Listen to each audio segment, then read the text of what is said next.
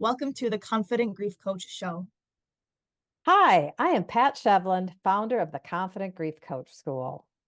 And I'm Cami Thielander, Advanced Certified Grief Coach and founder of Embodied Grief Support Coaching. We believe as professionals, it is important to have a forum where we can gather as a community to really talk about all things body, mind, and spirit when it comes to grief. We will be sharing stories, discussing thought-provoking ideas, and interviewing others who work in the field of grief and those who have the lived experience of creating lives of peace and purpose after experiencing deep loss. Information about Cami's Embodied Grief Support Coaching Services or the Confident Grief Coach Certification Program can be found in our show notes below. Thank you for joining us at the Confident Grief Coach Show. And if you like what you're hearing or would like us to focus on a specific topic in the future, please hit the like and subscribe button to stay connected. Hey, Cami, how you doing today? Hi, Pat. I'm doing well. How are you? I'm good. It was so much fun. Cami and I, for those who are listening, we actually got to meet in person for the first time this weekend. We have known each other for a few years, and she's gone all the way through our advanced program, and she's a member of our leadership for the Confident Grief Coach School. So it was really fun. We met up and shared a little table to just share Cami's embodied grief support program and her coaching, and also the Confident Grief Coach at a little local event in Minnesota on Saturday. So that was fun. It was fun, and I'll have to say you were a little bit shorter than I thought you would be. Oh my, yeah, I keep my seat Such up when I'm energy. big energy. Plus, I keep my seat up so I can see the screen well. So you don't have my chin resting on my desk here. So yeah, so I touched base with you briefly. Oh, I've got fuzzy in my eye. That Memorial weekend is coming up, and in the United States, that's like a holiday weekend, a long weekend for many people. And there's a twofold thing. One, it's my dad's birthday. If he would have lived, he would have been 103 today on May 21st. And he was a captain in the U.S. Army Corps of Engineers during World War II. So he was over in France at that time and during the deoccupation and, helping the French after World War II and Hitler's invasion with them. So he was very proud to be a veteran. And he always would march in the Memorial Day parade. And my dad, because he was a captain and he was like in the VFW, he always held leadership positions like in the VFW and the American Legion, that type of thing. He would march alongside the veterans who had the kind of the gun salutes and stuff, and he would call out the orders. So he was marching next to them and calling out their cadence, and I don't know what you call that, but he was always so proud. And I was thinking he was so proud, I'm sure, because for Memorial Day, it really was about honoring the people who had died in the war. And so I started thinking about this and reached out to you, but I also reached out to a friend of mine in that Memorial Day, we use this as the time where we go to the cemeteries and people put out the flowers and, it's kind of that thing. And it's also morphed into the beginning of summer and celebrating that, right? Here in the Northern Hemisphere and in the US. So I thought it'd be kind of cool to talk a little bit about the history of Memorial Day, how it has morphed, and then sharing some, what do I want to say? Perceptions, feelings from a good friend and someone that Jill Stephenson, who is a Gold Star mother. Her son died in injuries sustained while in Afghanistan many years ago. I'm actually wearing Ben's his a sweater with a badge on it, or whatever you want to call it, and his memorial bracelet. So because I just feel very close to Jill and also to her son Ben. So I thought maybe we could just like explore this for the next 20-30 minutes and talk a little bit about what does that kind of honoring mean, and what really has changed with that. Yeah, I love that. And I love that you've got some personal connections to bring to the table today, and just wearing these ways that you're remembering Ben, and of course with your dad's birthday today, and just this whole topic. I think, yeah, this is, I think, a really great time to talk about how maybe some of those intentions with Memorial Day have shifted over the years, and how it seems like, at least in the culture that I experience with Memorial Day in the States here, it's very much about partying and taking a long weekend and don't have to go to work on Monday, but no one really is talking about like what's underneath that or why we do this. So I think this is a great conversation to just like normalize that again and bring that back into our awareness so that we can go into the weekend this weekend with that intention in mind while we do our celebrating. Yep, yep. So honoring and celebrating, kind of, it's that both and that we always talk about. So I'm just going to pull up, I just kind of Googled um, Memorial Day, right? And so on the history, whatever. And it's an American holiday observed on the last Monday of May, honoring the men and women who died while serving in the U.S. military. And so this year in the U.S., Memorial Day 2024 occurs on Monday, May 27th, which is coming up. So it makes it a long weekend. It was originally known as Decoration Day and originated in the years following the Civil War and became an official federal holiday in 1971. Many Americans observe Memorial Day by visiting cemeteries or memorials, holding family gatherings, and participating in parades. Unofficially, it marks the beginning of the summer season. And it's interesting because we just had Mother's Day, and I don't remember if that was the Civil War. It may have been where Mother's Day actually was initiated from that. It was mothers of where husbands and children and their loved ones died in the war. So it was really more about the women standing up and making it known from a political standpoint that this death just, yeah, not that they were taking a stand about, the death of the wars and that type of thing. So I that just came into my brain because I remember that showing up in a feed last week maybe or whatever, right after Mother's Day.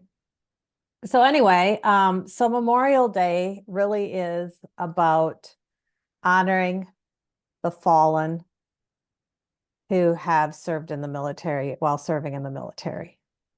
And people get Veterans Day mixed up because Veterans Day is about honoring all the veterans, right? Who have served, but it's not about those whose lives were lost because of that. And that really is what Memorial Day is about.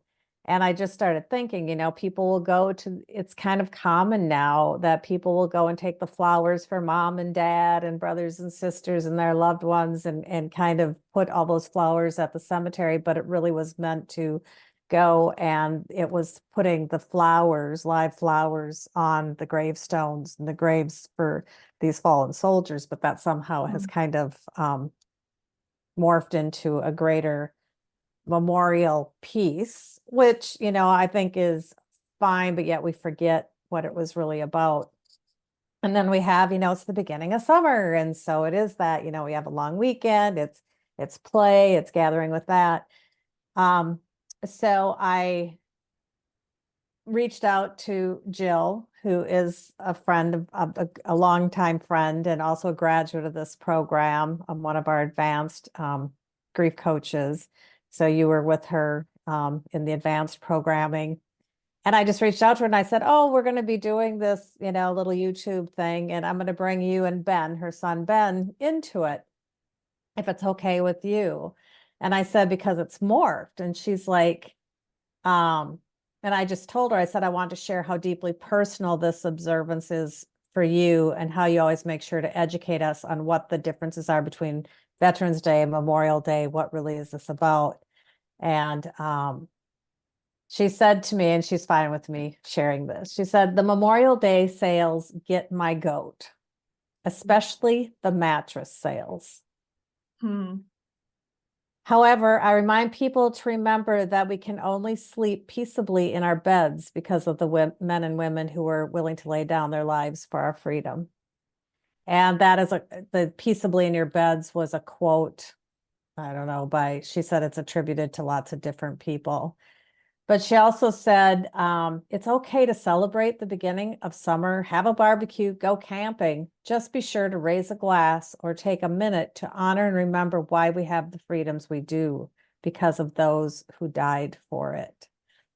And it was interesting because as we were texting back and forth, we stopped and I opened up my emails, and there in the email was from Office Depot, an advertisement, and in the subject matter, whatever, it says 3 words, : memorial, period, day, period, sale, in capital letters, ! And I'm like, oh my gosh. I mean, it could not have come at a more opportune time. And she just said, yeah, those kind of sales make me want to vomit. I'm like, no kidding, and it's not that people are purposely trying to do that, but it totally went into this big marketing thing too. Like, we have mattress sales, we have car sales, we have this sale and that sale, and it all became about a marketing ploy. And I think we did forget what is the true meaning. And it's an honoring. This is to honor those who died in service, while in service to our country.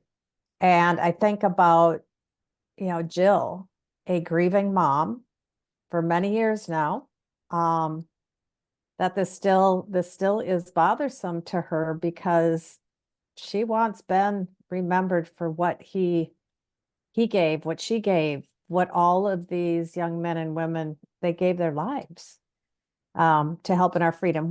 And this is not a political statement, it's just, this is a fact, right? And so it was just interesting to me because we forget about the families and the impact of how we may celebrate things because it doesn't impact us directly, but what that may be saying underneath to someone who's a grieving family member of someone who died while in service. Yeah, I hadn't even thought about all of the sales. I'm not one that's like, I don't know, I'm not very consumeristic in that way. I don't pay attention in that kind of stuff. But yeah, that messaging is all over the place. It becomes so normal with all these holidays. We have all these sales, and it's definitely turned into this just consumeristic culture of let's go and party and do all of these ways in which people are, I mean, they can be celebrating, but where's the intention behind that? And that gets really cringy. I can see how that would be like, oh my gosh, for Jill to like totally have this deep personal connection, of course, with her son who served, to see all of that propaganda around the day in honor of the United States and our freedom, but with this kind of consumeristic mask of just making money. Oof, that's cringy. Yeah, Yeah. it's cringy. I can see why it makes her want to vomit. Yeah. Very clearly. So, and it's like, how do we, I think part of our jobs, in what we do in sharing the space of grief with so many people is creating an awareness, an understanding of where does all this come from and how everybody has a different, unique grief story, and those that are what they call Gold Star family members. She's a Gold Star mom because her son died in action, was killed, in the course of serving. That, it's a whole different thing for her than maybe someone else where that wasn't the way that their loved one died. So everyone has their own unique experience and story. And this one to me was kind of a big one just because I've never met Ben. I feel like I know him very well because Jill has created that. And that was part of her platform, is to really speak up about Gold Star families, about surviving the death of your child and your loved one. And she also uses it as a platform to create awareness for organ donation because, and she chose to do that as her parents did when Jill's brother died when she was a young teen. to help others during such a time of great tragedy. So I don't know. I just I feel that it is our job to create awareness. I'm not making anybody bad or wrong. And I love that Jill has reframed it. You know, yep, just remember when you're doing these and taking advantage of these sales on your mattress or your, office supplies or whatever it may be, that you wouldn't have the freedom to have all of this, or to lay comfortably, peaceably in your bed on that mattress, if not for those who served our country and, gave the ultimate sacrifice for that. So, Yeah. I love that you reframe that it's not like shaming you. Like if you want to, why wouldn't you get a discount on your mattress if you were going to invest in that anyway? Like that's fine, but like to remember underneath that, what is Memorial Day about? How can we celebrate in this way by keeping that remembrance top of mind while you partake in all the things.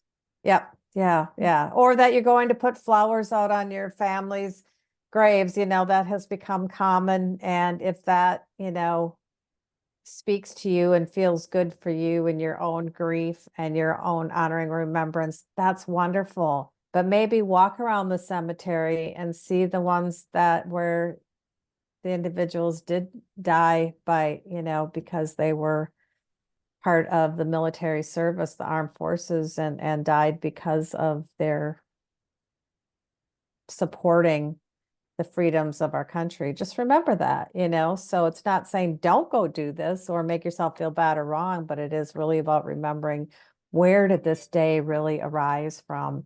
And why do we have the freedom to have a long weekend for many people and have a Monday off that's paid, right? For people that work in organizations like that. Yeah. And get together with family and friends and celebrate. That's important because we need to make these memories now so that we have them later. Right. Like with my dad, all of a sudden it's whatever, 34 years later, I have lots of memories. I have memories of him marching down the street and being so proud. And we had celebrations of Memorial Day gatherings with friends and family. And it doesn't make it bad or wrong to do that, but just to remember, and maybe just put some thought into that and bow our heads for a minute and just thank those who went before us to help us have these beautiful times together. Yeah. Yeah, we talk a lot about honoring practices, right? With the Breathe program. And I think it's in one hand really cool that like Memorial Day has expanded to just like, let's remember all those who have passed. I mean, I think on one hand that's really neat, but if it's taking away from like the true core messaging behind why this was created in the first place, then I can see how that would just put some layer of frustration, I would imagine, for those that are really taking the day to honor their loved ones who have died. So I would be curious, I don't know if you and Jill talked about this, does she have a way that she likes to remember Ben on Memorial Day? We didn't talk about Memorial Day. She usually will write a pretty poignant post. She's very involved with veteran communities and that type of thing. So I didn't ask her what she's going to do on Monday or this weekend from that perspective. And how does she, she honors Ben and the fallen throughout the year.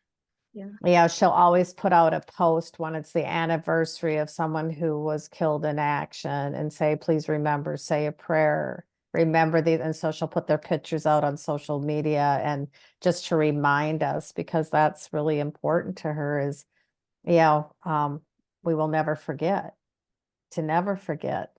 And I think that, so big for the military community, never forgotten, right? But it also then plays out to all of us who have experienced deep loss and the death of someone that we love, is we don't want them to be forgotten. So yeah Yeah, wow. Something that came into mind, and I don't know if we want to necessarily go down this track today, but I was thinking about the book Body Keeps the Score. And of course, Bessel van der Kolk talks about his studies with vets who have PTSD. And I think about what that must be like for that community of this was your teammate, your brother, your peer, your friend on the line with you, and you got to come home and they didn't. And how that must have a totally different layer of grief for those that served and really witnessed the impact of this killed a lot of people, right? Like this is a really big event that they lived through. You know, they're coming off that field and they're coming home with all of this as well. So that just came to mind just with another layer of how remembering these losses can be impactful for the vets in our community and for the family members, the Gold Star family members that are still very much living with the impact of this. Yeah.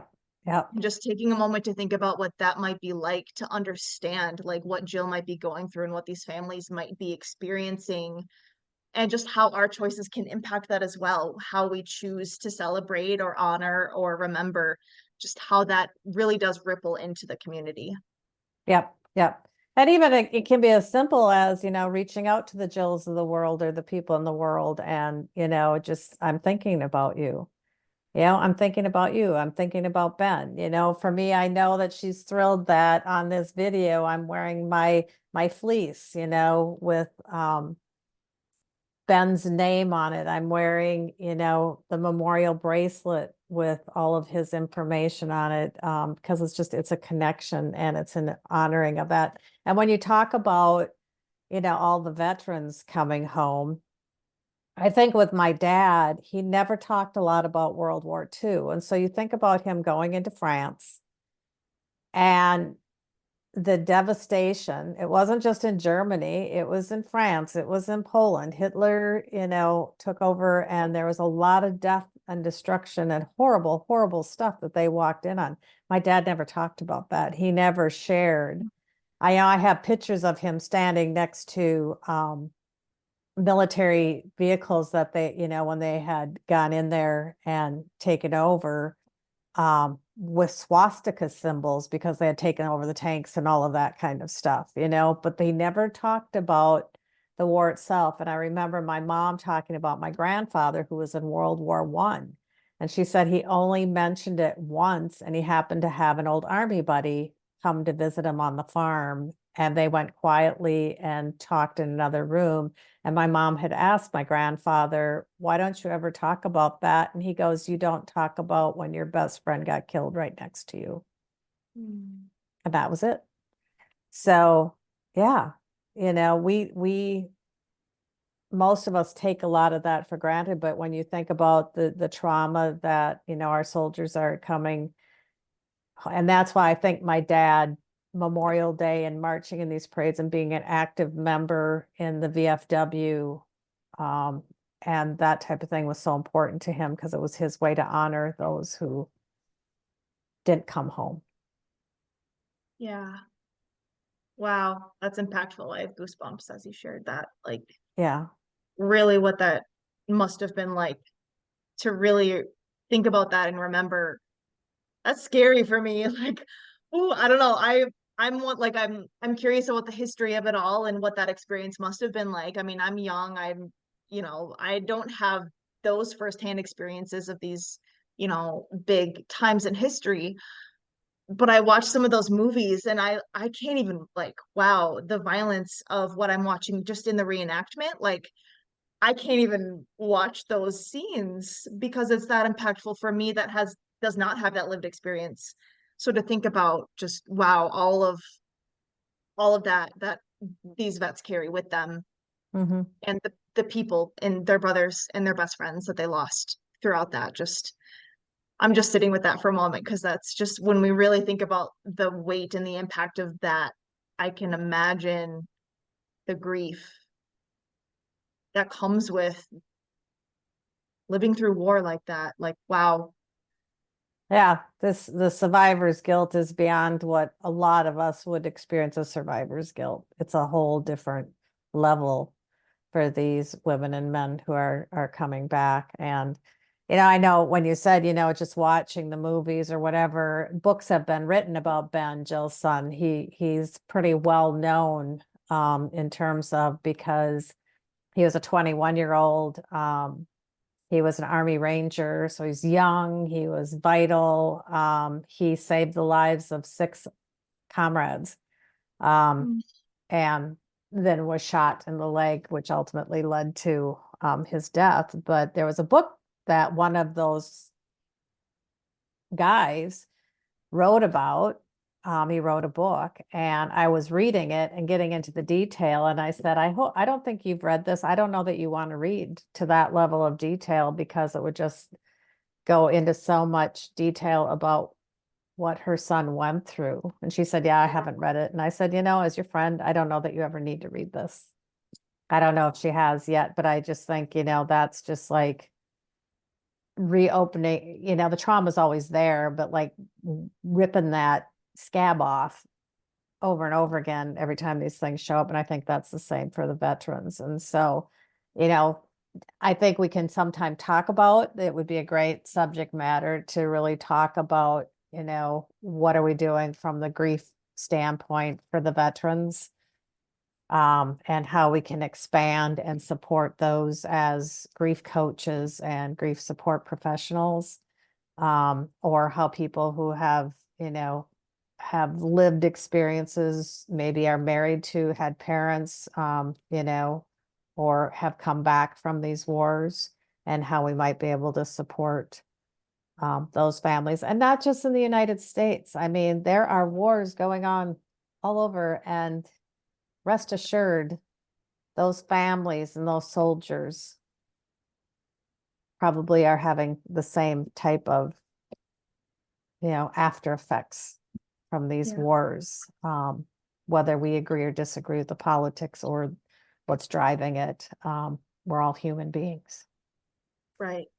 So anyway, that was, so I guess I just want to put out to everybody here that's listening is, as you are enjoying some of these holidays, the upcoming Memorial Day, all of that, to maybe just take a moment and reflect and just give a thanks in your heart to all those who have supported us to have our freedoms in the U.S. And for those around the world who, have similar experiences and losses. Yeah.